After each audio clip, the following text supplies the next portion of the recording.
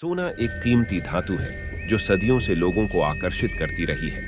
यह सुंदर, चमकदार और दुर्लभ है। सोना का उपयोग गहने, सिक्के और निवेश के रूप में किया जाता है। द्वितीय विश्व युद्ध के दौरान जापान ने जर्मनी को सोने और अन्य महत्वपूर्ण सामानों की आपूर्ति के लिए एक गुप्त मिशन पर एक पनडुब्बी भेजी। यह पनडुब्बी I-52 थी और यह एक महत्वपूर्ण मिशन पर थी। नमस्कार दोस्तों, और आपका स्वागत है हमारे नए वीडियो में। आज हम जापानी पनडुब्बी I-52 की कहानी का पता लगाएंगे। जानेंगे कि यह जहाज इतना महत्वपूर्ण क्यों था और यह भी जानेंगे कि यह कैसे खो गया था। यह द्वितीय विश्व युद्ध के दौरान एक गुप्त मिशन पर एक रहस्यमय जहाज था जो कभी भी अपने मंजिल तक नहीं पहुंच पाया। I-52 यह 108.5 मीटर यानी 356 फीट लंबी और 3644 टन की क्षमता के साथ एक विशाल पनडुब्बी थी। यह समुद्री की सतह पे 30 किलोमीटर घंटे की गति से और समुद्री पानी के नीचे 12 किलोमीटर घंटे की गति तक पहुंच सकती थी।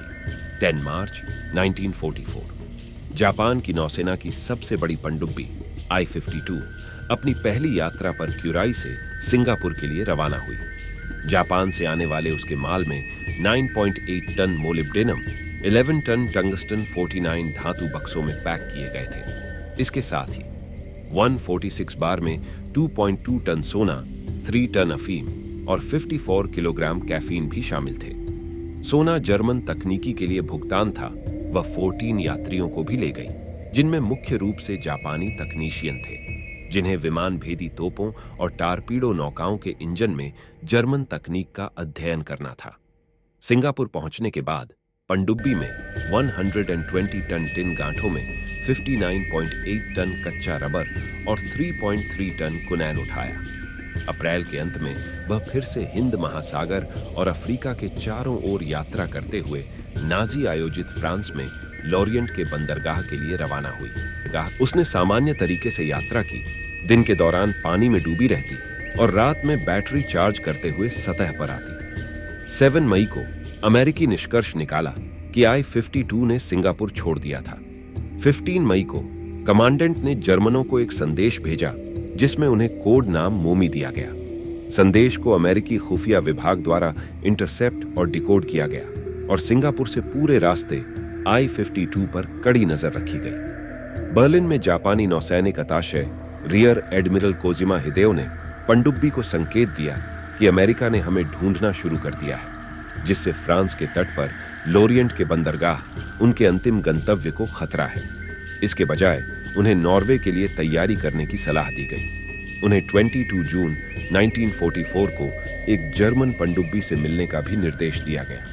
22 जून 1944 को I-52 की मुलाकात U-530 से हुई। भोजन, ईंधन और 2 जर्मन तकनीशियनों को जहाज पर ले जाया गया। साथ ही एक रडार डिटेक्टर भी लाया गया, जिसका उद्देश्य जापानी पनडुब्बी को यूरोप के करीब पहुंचने पर दुश्मन के विमानों से बचने में मदद करना था। उधर अमेरिकी नौसेना ने जापानी पनडुब्बियों को खोजने और नष्ट करने के लिए कई टास्क फोर्सों को तैनात किया, जिसका नाम बोग्यू क्लास एस्कॉर्ट था। इसकी कमान कैप्टन ऑनरेलियस बी वोसेलेर ने संभाली थी। इसमें 9 general Motors FM, 2 wild cats और VC 69 के 12 ग्रुमन TBF CC एवेंजर्स भी शामिल थे। यह एक बहुत ही प्रभावी फोर्सों था जिसने 1943 से 1945 तक 13 जर्मन और जापानी पनडुब्बियों को डुबो दिया था। टास्क फोर्स को कैसाब्लांका से रवाना होने का आदेश दिया गया और उसे जापान से संयुक्त राज्य अमेरिका को सोना और अन्य सामग्रियां ले जा रही I-52 को खोजने और नष्ट करने का काम सौंपा गया था। 23 जून की शाम को अमेरिकी बोग्यू क्लास एस्कॉर्ट ने अटलांटिक महासागर में एक बैठक के क्षेत्र में प्रवेश किया। टेलर, जो उस समय नौसेना टास्क फोर्स के हिस्से के रूप में उड़ान भरने वाले एक लेफ्टिनेंट कमांडर थे, उसने एवेंजर बॉम्बर में बोग्यू क्लास एस्कॉर्ट से उड़ान भरी। टेलर ने एवेंजर विमान में रडार ऑपरेटर एड विटलॉक ने अपने खराब रडार पर एक सतह संपर्क का पता लगाया। टेलर ने तुरंत फ्लेयर गिराए, जिससे क्षेत्र रोशन हो गया और हमला कर दिया। टेलर ने 2 500 पाउंड के बम गिराए। विस्फोट पनडुब्बी के करीब था, लेकिन पनडुब्बी डुबो नहीं पाया।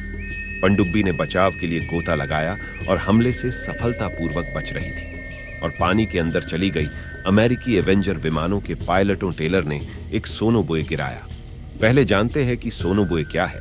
सोनोबॉय एक पानी के नीचे का माइक्रोफोन है जो पानी के नीचे की आवाज को पकड़ता है और उन्हें विमान तक पहुंचाने के लिए सतह पर तैरता है। सोनोबॉय गिराया ताकि वह पनडुब्बी की आवाज सुन सके और उसे फिर से खोज सके। हमलों के बाद टेलर ने कोई और आवाज नहीं सुनी।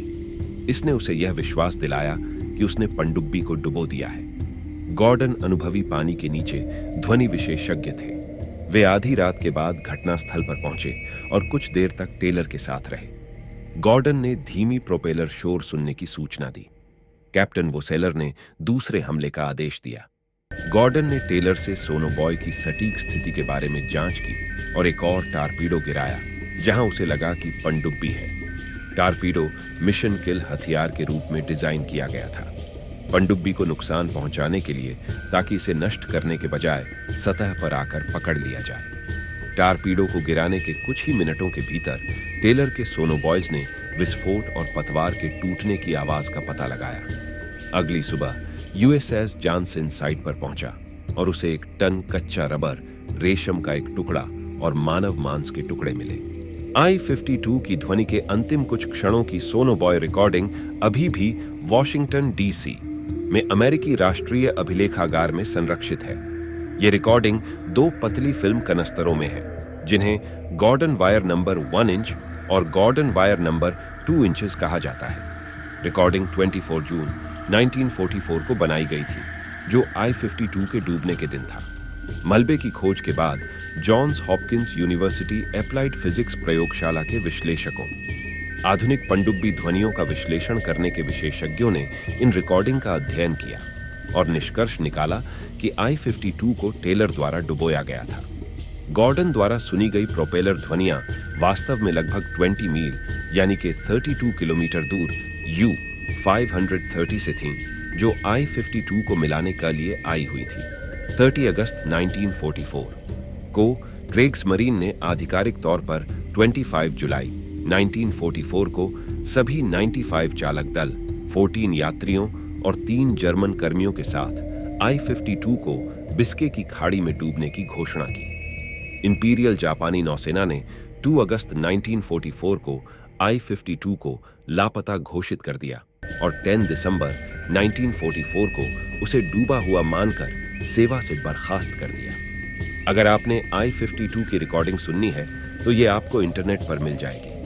I-52 की डूबने की कहानी एक दिलचस्प और महत्वपूर्ण है। यह द्वितीय विश्व युद्ध के दौरान जापान और संयुक्त राज्य अमेरिका के बीच संघर्ष का एक उदाहरण है। ये एक ऐसी कहानी भी है जो मानवीय नुकसान और वीरता की याद दिलाती है। ये कहानी यहीं पे खत्म होती है और आगे ऐसी दिलचस्प कहानियां आती रहेंगी। आपको यह कहानी कैसी लगी, कृपया हमें कमेंट करके जरूर बताएं। धन्यवाद दोस्तों कि आपने इस वीडियो को देखा। अगर आपने अभी तक हमारे फैक्ट बॉक्स हिंदी चैनल को सब्सक्राइब नहीं किया है तो कृपया करके सब्सक्राइब कर दें और बेल आइकन को दबाएं ताकि आप हमारे नए वीडियो को सबसे पहले देख सकता है।